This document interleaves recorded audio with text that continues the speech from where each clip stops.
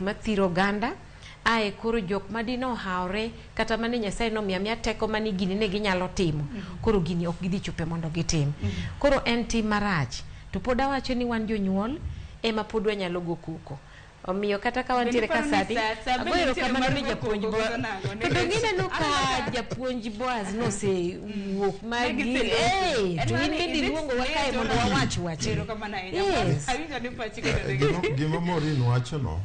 wanone uru matut kech adieri nitiere ye kanyo mokwongo gima jo Kenya pok onyisi apani onengo wachakuru kipindi moro mokoni gima jotelo wacho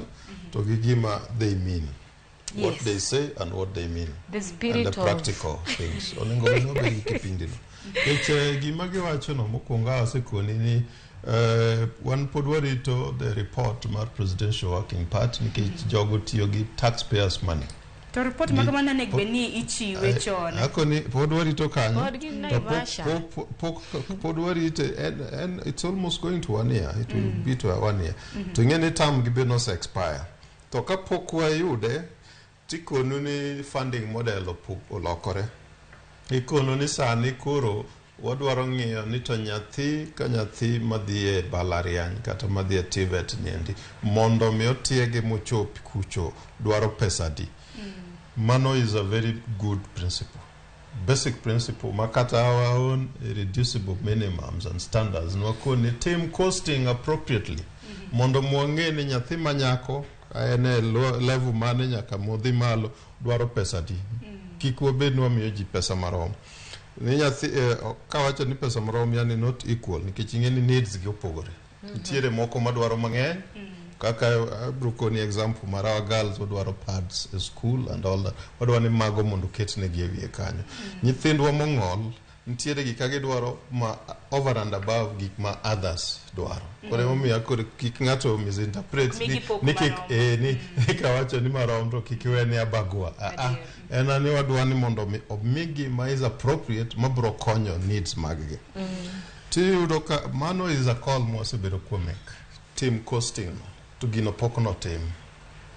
kapok no tim to the pedestrian roadside declaration Morin bende wacho ikono ni sani koro kidwa timo medicine to paia en 790,000 mano luore gi balariany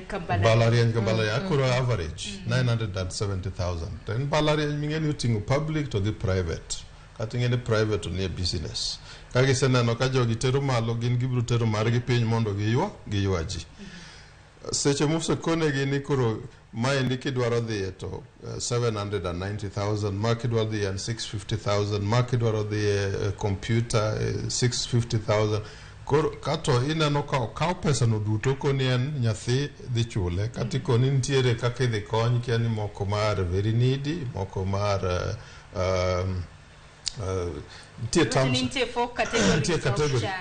categories magichano kora koni ni one thing ma the intention kendo magitimo gigolo the foundation mar education as a rights issue giduoge ne jonyuol as a rights issue ma Kenya osebedo ka sign signatories go